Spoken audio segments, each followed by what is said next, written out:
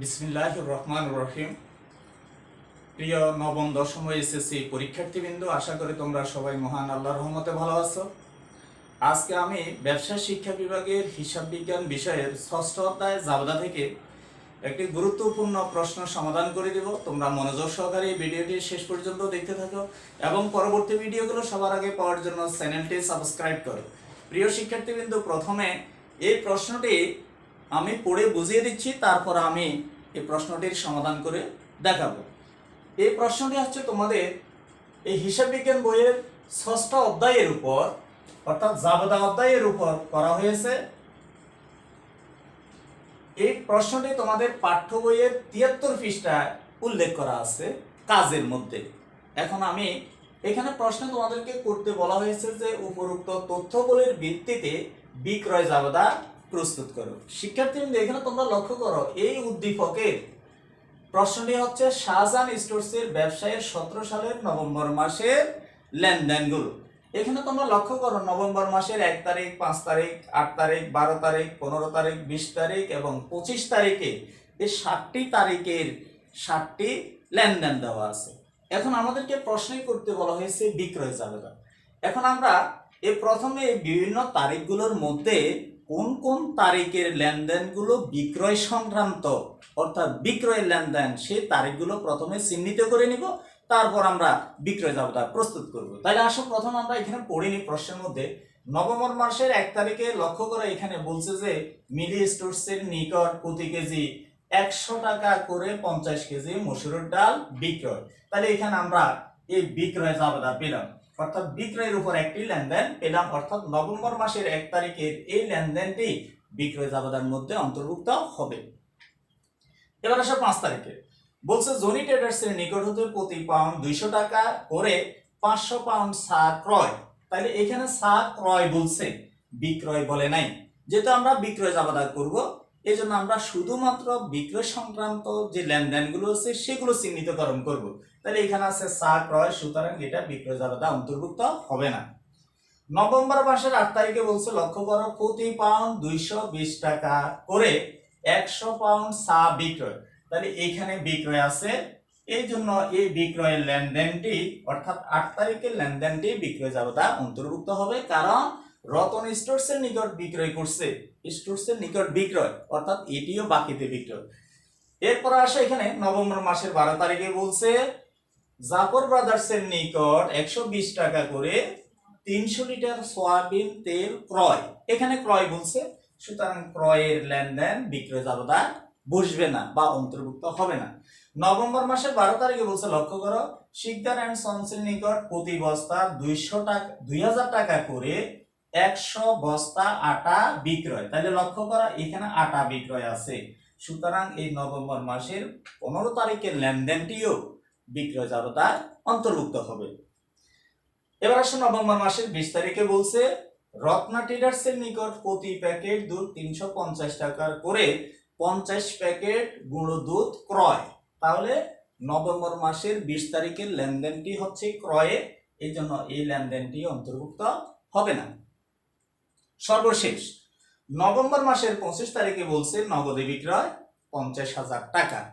তাহলে যদিও এখানে বিক্রয়ের কথা উল্লেখ করা আছে, কিন্তু এখানে নগদে বিক্রয় করছে বিদায় এই লেনদেনটিও বিক্রয় জাবেদা অন্তর্ভুক্ত হবে না। প্রিয় শিক্ষার্থীবৃন্দ, বিক্রয় জাবেদার মধ্যে শুধুমাত্র অন্তর্ভুক্ত হবে ধারে বিক্রয় বা বাকিতে বিক্রয়। এখানে নগদে বিক্রয় বা চেকের মাধ্যমে যদি বিক্রয় করে, তাহলে সেই লেনদেনগুলো এই বিক্রয় জাবেদার মধ্যে অন্তর্ভুক্ত হবে না। বাকিতে যদি বিক্রয় করে, ধারে যদি বিক্রয় করে, শুধুমাত্র সেই লেনদেনগুলো বিক্রয় জাবেদা আমরা অন্তর্ভুক্ত করব। এই জন্য নভেম্বর মাসের 25 তারিখে বলছে নগদে বিক্রয়। এই জন্য যদিও এই লেনদেনটি বিক্রয়ের, তবুও নগদে বিক্রয় করার কারণে এটি বিক্রয় জাবেদা অন্তর্ভুক্ত আমরা করব না। তাহলে আমরা এখানে এই নভেম্বর মাসের 1 তারিখ, 8 তারিখ এবং 15 তারিখে এই 3টি তারিখের লেনদেন দিয়ে আমরা আজকে এই বিক্রয় জাবেদাটি প্রস্তুত করব। তাহলে প্রথমে আমরা এই বিক্রয় জাবেদার ছক, অর্থাৎ কলাম এবং রোগুলো করে নিচ্ছি। এই অঙ্কটি আমরা যে বিক্রয় জাবেদা করতেছি, এটি হচ্ছে কোন প্রতিষ্ঠানের বিক্রয় জাবেদা? এটি হচ্ছে এই শাহজাহান স্টোরসের বিক্রয় জাবেদা। তাহলে আমরা প্রথমে প্রতিষ্ঠানের নাম লিখব শাহজাহান স্টোর্স। এবার আমরা লিখব বিক্রয় জাবেদা, শাহজাহান স্টোর্সে বিক্রয় জাবেদা। এবার আমরা কলাম এবং রো গুলো করে নিচ্ছি। এখানে তোমরা খেয়াল করো, এখানে আমরা প্রথম যে কলামটি লিখব সেটি হচ্ছে তারিখ, তারিখের কলাম। এই অঙ্কটি হচ্ছে 2017 সালের এবং মাস হচ্ছে নভেম্বর, এই জন্য আমরা এখানে নভেম্বর লিখব। এর পরের কলামের নাম হবে ডেবিট হিসাব খাত। তাহলে কলামটির নাম লিখতেছে ডেবিট হিসাব খাত।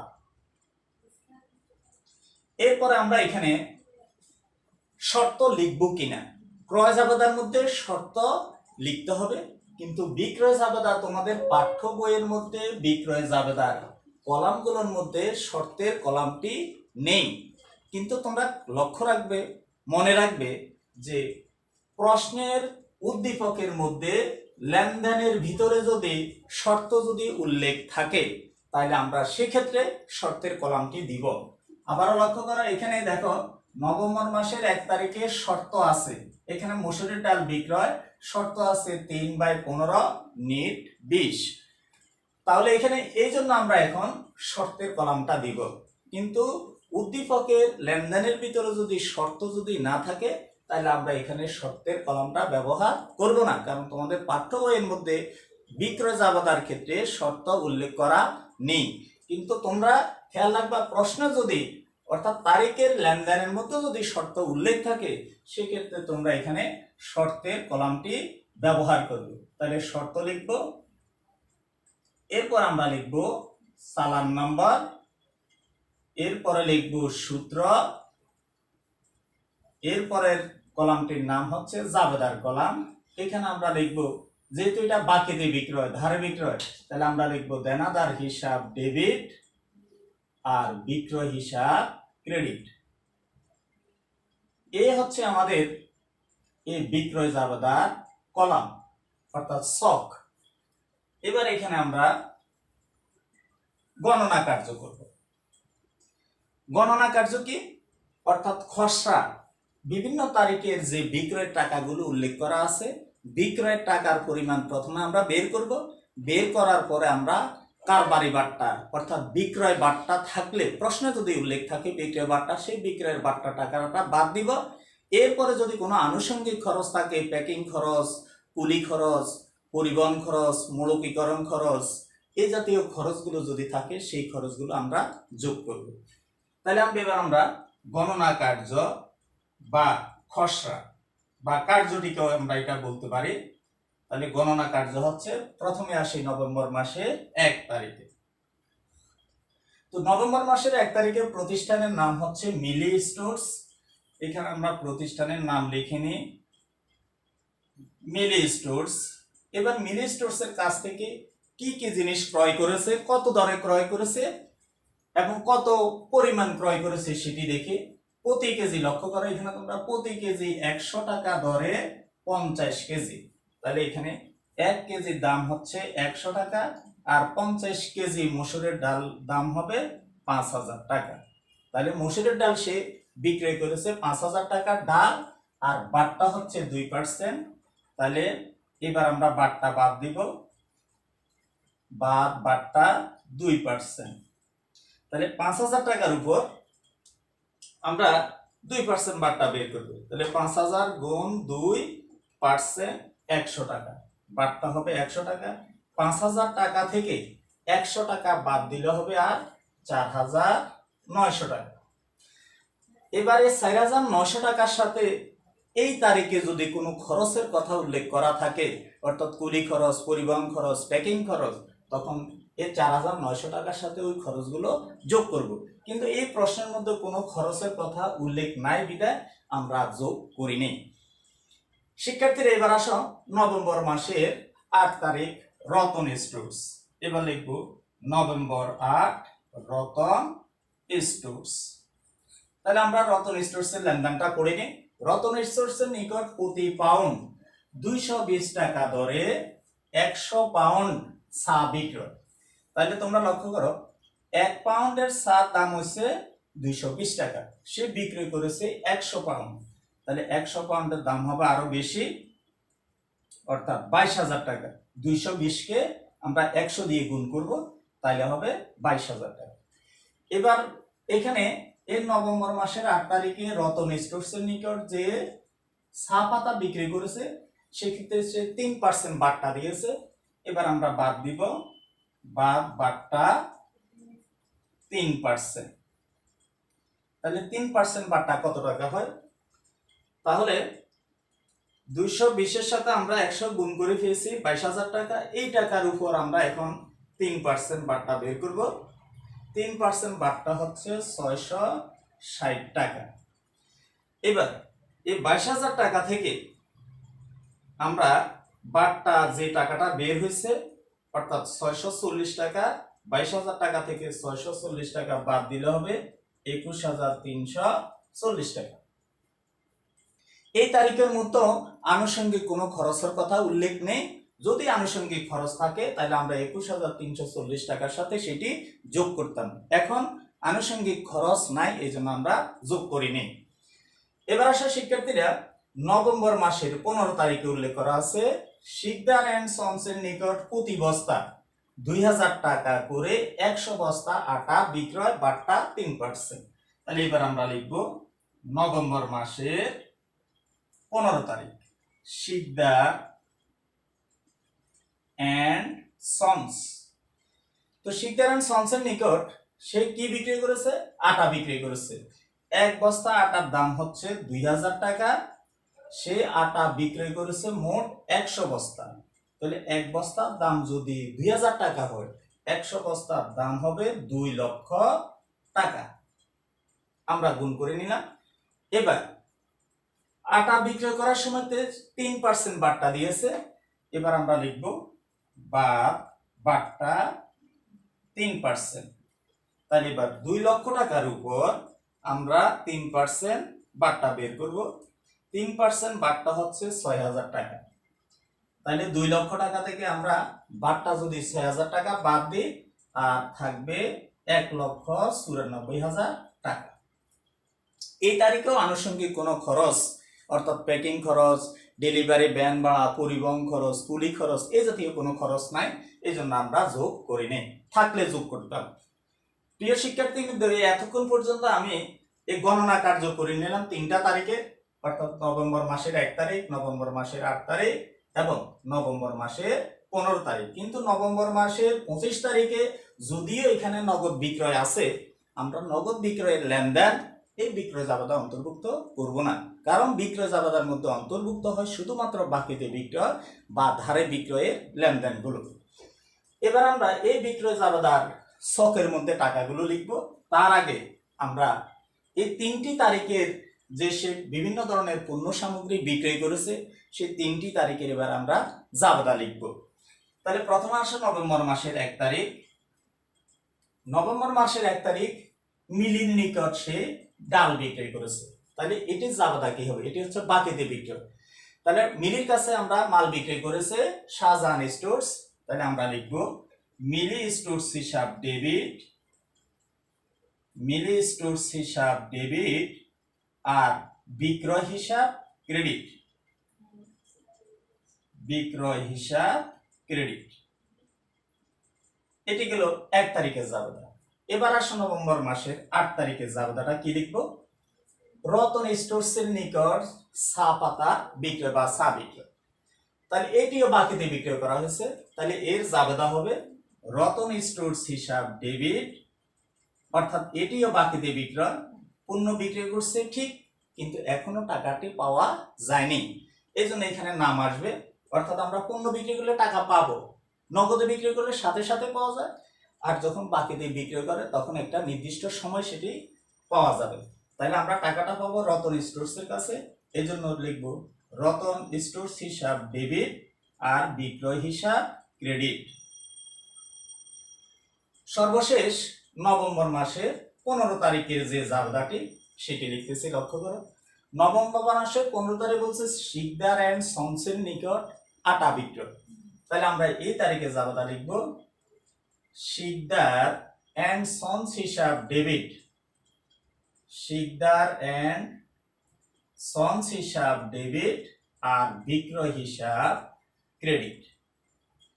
তাহলে আমরা সব জাবেদাগুলো লিখে নিলাম 3টি তারিখের জাবেদা। এবার আমরা এই কলামের মধ্যে অর্থাৎ ছকের ভিতরে বিক্রয় জাবেদার ছকের ভিতরে এই বিভিন্ন তারিখে বিক্রয়ের নিট টাকাগুলো এবার আমরা লিখব। তো প্রথমে আসি আমরা নভেম্বর মাসের 1 তারিখে। এখানে কলামটির নাম হচ্ছে ডেবিট হিসাব করা। তাহলে তোমরা লক্ষ্য করো 1 তারিখে আমরা জাবেদা যেটি লিখেছি সেটি লিখেছি মিলি স্টোরস হিসাব ডেবিট, বিক্রয় হিসাব ক্রেডিট। তাহলে এই কলামটির নাম হচ্ছে ডেবিট হিসাব খাত, আর জাবেদার মধ্যে ডেবিট হিসাব খাত লেখা আছে মিলি স্টোরস। তাহলে আমরা এখানে লিখব মিলি স্টোরস হিসাব। এবার মিলি স্টোরস এর এবার এই তারিখে কি শর্ত আছে লক্ষ্য করো উদ্দীপকে। এখানে শর্ত লেখা আছে 3/15 নিট 20। তাহলে 3/15 নিট 20 লিখলাম। এরপরে দেখো সালান 253, এই সালানের ঘরে লিখবো 253। সূত্রের ঘরে আমরা টিক দিব, কারণ পাঠ্য বই তো এখানে টিক দেওয়া আছে, টিক চিহ্ন দেওয়া আছে, এই জন্য আমরা টিক চিহ্ন দিব। এবার আমরা টাকা লিখবো। লক্ষ্য করে এখানে 1 তারিখে নভেম্বরের 1 তারিখে মিলি স্টোরসের নিকট মূল বিক্রয় করেছে 4900 টাকা। এবার এখানে আমরা এই 4900 টাকা লিখব। এবার অনুরূপভাবে নভেম্বর মাসের 8 তারিখে আমরা লিখব। লক্ষ্য করে এই নভেম্বর মাসের 8 তারিখে জাবেদাটা হচ্ছে রতন স্টোরস হিসাব ডেবিট আর বিক্রয় হিসাব ক্রেডিট। তাহলে কলামটির নাম হচ্ছে ডেবিট হিসাব খাত, আর 8 তারিখে ডেবিট হিসাব খাতের নাম হচ্ছে রতন স্টোরস হিসাব ডেবিট। এই জন্য আমরা এখানে লিখব ডেবিট হিসাব খাতের নাম রতন স্টোরস হিসাব।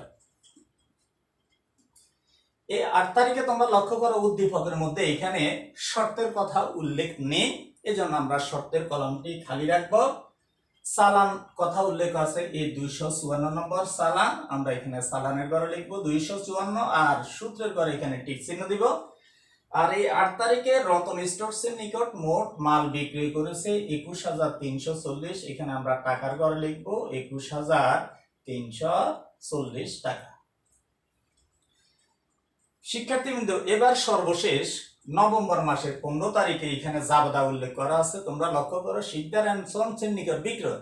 তাহলে এর জাবেদা হচ্ছে শিকদার অ্যান্ড সন্স হিসাব ডেবিট, বিক্রয় হিসাব ক্রেডিট। তাহলে এই ডেবিট খাতের নাম হচ্ছে শিকদার অ্যান্ড সন্স। তাহলে আমরা এই ডেবিট কলামে লিখব নভেম্বর মাসের 15 তারিখে শিকদার অ্যান্ড সন্স হিসাব। এখানেও তোমরা লক্ষ্য করো শর্ত, এই নভেম্বর মাসের 15 তারিখে এখানে শর্তের কথা লেনদেনের মধ্যে বা উদ্দীপকের মধ্যে উল্লেখ করা নাই, এই জন্য এখানেও শর্তটি খালি থাকবে। আর নভেম্বর মাসের 15 তারিখের চালান নম্বর হচ্ছে 255। এখানে আমরা চালানের ঘরে লিখব 255 আর সূত্রের ঘরে আমরা টিক চিহ্ন দিব। এবার আমরা টাকা লিখব এই কলামে। নভেম্বর মাসের 15 তারিখে শিকদার অ্যান্ড সন্সের নিকট মোট পণ্য বিক্রি করেছে বাট্টা বাদ দিয়ে 1,94,000 টাকা। এখানে আমরা টাকার ঘরে লিখব 1,94,000 টাকা। এবার আমরা এই 3টি তারিখের বিক্রয়ের মোট টাকাগুলো যোগ করব। প্রথম তারিখের টাকা হচ্ছে অর্থাৎ নভেম্বর মাসের 1 তারিখের বিক্রয়ের টাকা হচ্ছে 4,900। নভেম্বর মাসের 8 তারিখের বিক্রয়ের টাকা হচ্ছে 21,340 টাকা এবং নভেম্বর মাসের 15 তারিখের বিক্রয়ের টাকা হচ্ছে 1,94,000 টাকা। তাহলে 3টি তারিখের মোট বিক্রয়ের টাকার পরিমাণ হচ্ছে 2,20,240 টাকা। তাহলে মোট বিক্রয়ের পরিমাণ আমরা যেটি পেলাম সেটি হচ্ছে 2,20,240 টাকা। এবার আমরা এই টাকাগুলো এখানে ক্লোজ করে দিব, অর্থাৎ হিসাব বন্ধ করে দিব। যোগফলের নিচে যখন দুইটি সমান্তরাল রেখা দাগ টানা হয় তখন সেটাকে বলা হয় হিসাব বন্ধ করা। অ্যাকাউন্ট ক্লোজ করলাম। আমাদের এখানে এই বিক্রয় জাবেদার কার্যক্রম শেষ হলো, অর্থাৎ এই বিক্রয় জাবেদার সমাধানটি এখানে শেষ হলো। প্রিয় শিক্ষার্থীবৃন্দ, এতক্ষণ পর্যন্ত আমি তোমাদের পাঠ্য বইয়ের অর্থাৎ তোমাদের হিসাব বিজ্ঞান বইয়ের 6ষ্ঠ অধ্যায়ের 73 পৃষ্ঠার এই কাজ অঙ্কের যে বিক্রয় জাবেদা কিভাবে সমাধান করতে হয় সেটি সমাধান করে এতক্ষণ পর্যন্ত বুঝালাম। আশা করি তোমরা এই বিক্রয় জাবেদার সমাধানের কাজটি যথাযথভাবে বুঝতে পেরেছ। পরবর্তী ক্লাসে আমি তোমাদের এই অধ্যায়ের আরও অন্যান্য যে অঙ্কগুলো আছে, ক্রয় জাবেদা, আন্তঃফেরত জাবেদা বা বিক্রয় ফেরত জাবেদা, বই ফেরত জাবেদা বা ক্রয় ফেরত জাবেদা এবং সাধারণ জাবেদা যেগুলো আছে সেগুলো আমি সমাধান করে দেখাবো। তোমাদের সকলের সুস্বাস্থ্য এবং দীর্ঘায়ু কামনা করে আজকে এই পর্যন্তই। দেখা হবে পরবর্তী ভিডিওতে। আল্লাহ হাফিজ।